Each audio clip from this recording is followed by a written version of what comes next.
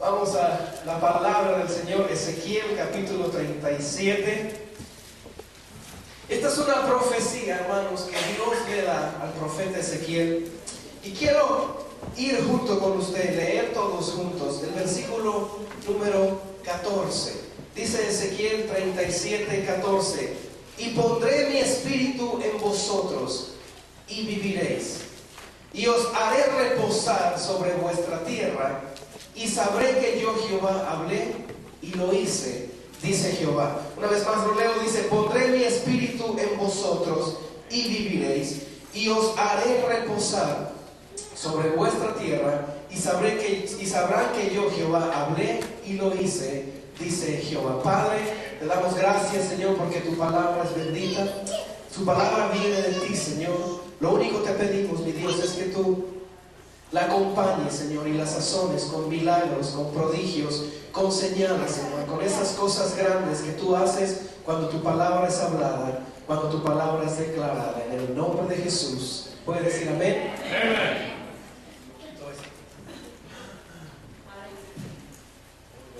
¿Sabe, hermano, que esta profecía que Dios le da a este profeta llamado Ezequiel ocurre en un lugar llamado Babilonia? Es decir, el pueblo de Israel fue llevado prisionero a una tierra lejana llamada Babilonia.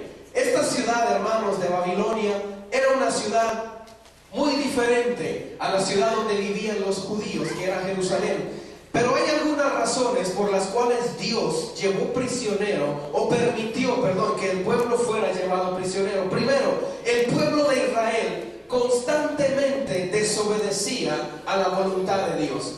Dios le decía al pueblo lo que quería de ellos, y el pueblo constantemente se apartaba del plan y el deseo de Dios para ellos. Es decir, Israel fue desobediente a la palabra, Dios los advertía, Dios los amonestaba, y constantemente el pueblo de Israel hacía caso omiso de lo que Dios les decía.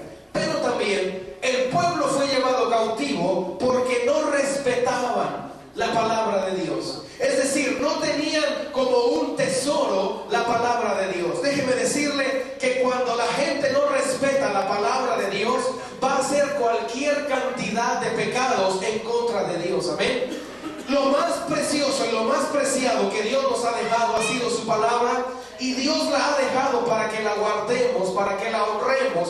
Pero el pueblo de Israel constantemente se alejaba de la palabra de Dios. También, hermano, el pueblo de Israel constantemente adoraba a otros dioses. Es decir, el pueblo de Dios, el que tenía que levantar manos a Dios, el que tenía que honrar al Dios verdadero, estaba honrando a dioses falsos, estaba honrando a imágenes, estaba honrando a ídolos, estaba haciendo cualquier cantidad de cosas que no agradaban a los ojos de Dios. ¿Y cuántos saben que en los ojos de Dios todo tiene un límite?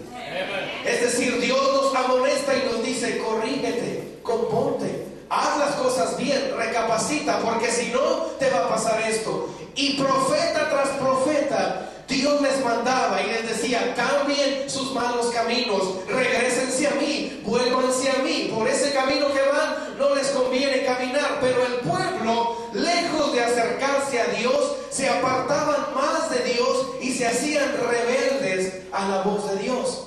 Y déjeme decirles, si Dios tiene un límite, Dios a veces usa cosas y circunstancias para atraernos a Él. ¿Cuántos saben de lo que yo hablo? A veces Dios usa circunstancias que no son favorables para traer a su iglesia, para traer a su pueblo delante de Él. Pero había razones, mi hermano, por las cuales el pueblo de Israel se confiaba y pensaba: Dios no es tan malo, Dios no puede hacernos daño. Había unas falsas confianzas que el pueblo tenía. Primero, el pueblo confiaba en el templo. Y cuando digo templo, hermano, hablo de lo material del templo. Era un templo hermoso, construido por Salomón. Era un templo glorioso, un esplendor de lujo, oro, piedras preciosas. Y cuando el pueblo miraba al templo, decía: esa es la casa de Dios. El problema fue que el pueblo dejó de agradar a Dios. y empezaron a confiar en un edificio que en sí mismo no tenía valor, que en la presencia que quería llenar ese edificio. Es decir, ellos decían, Dios no nos puede hacer daño, Dios no nos puede lastimar, porque ahí está el templo. Y mientras el templo esté de pie, todo quiere decir que todo está bien. Mientras el templo esté parado, todo quiere decir que no hay problema, que podemos fallarle a Dios, podemos desagradarlo, pero todo está bien.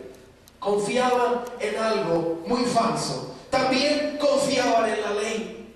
Tenían la ley, pero habían dejado de honrarla de corazón. Ahora la honraban como algo más.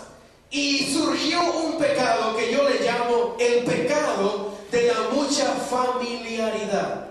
Es decir, para ellos era tan familiar leer la ley que ya no había amor y devoción cuando leían la ley.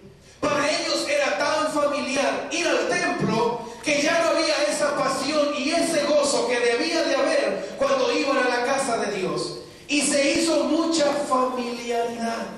Como cuando hacemos algo todos los días, cuando vemos algo todos los días, que tal vez cuando se empieza lo hacemos de corazón, pero de repente empezamos a quitar el amor y la pasión de lo que estamos haciendo. Así le pasó al pueblo de Israel. Perdió pasión por las cosas de Dios y empezó a confiar en cosas que no le iban a asegurar nada. Déjeme decirle, hermano, pero llegó un momento en que Dios juzgó la indiferencia del pueblo.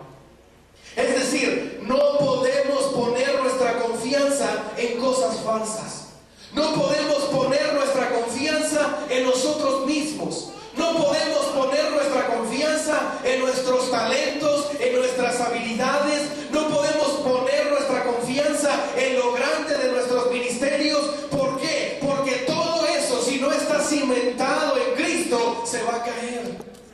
¿Alguien sabe lo que yo le hablo? Muchas de las veces confiamos en cosas que no tienen la fuerza para sostenernos. Muchas de las veces confiamos en cosas que no tienen el fundamento fuerte para ayudarnos. Y confiamos en otras cosas que no van a fortalecer nuestra vida.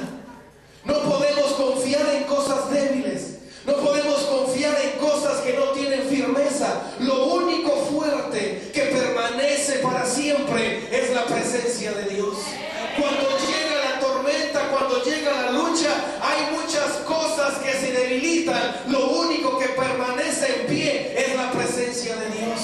Así que esta mañana debemos nosotros revalorizar y reflexionar en qué estamos confiando. El que el templo siga de pie no significa que le estamos agradando tal vez. El que el templo siga sostenido no significaba que el pueblo estaba honrando a Dios. Más bien el pueblo se había alejado de Dios. Y llegó el tiempo que Dios pagó la recompensa. Porque déjeme decirle, hermano, a veces la gente piensa y dice, es que Dios castigó, o es que Dios me castigó. Déjeme decirle, hermano, Dios no castiga a nadie.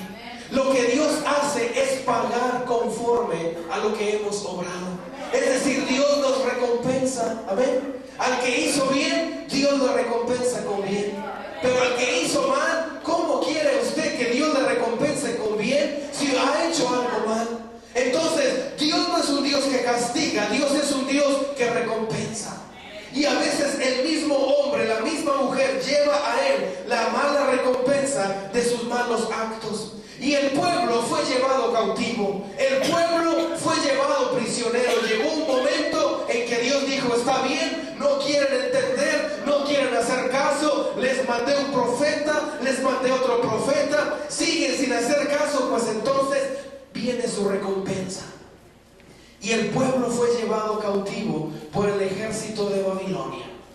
Y en ese tiempo, hermano, de la historia bíblica, el peor ejército que podía existir en el mundo era el ejército de Babilonia con su comandante Nabucodonosor. Babilonia era un pueblo despiadado. Babilonia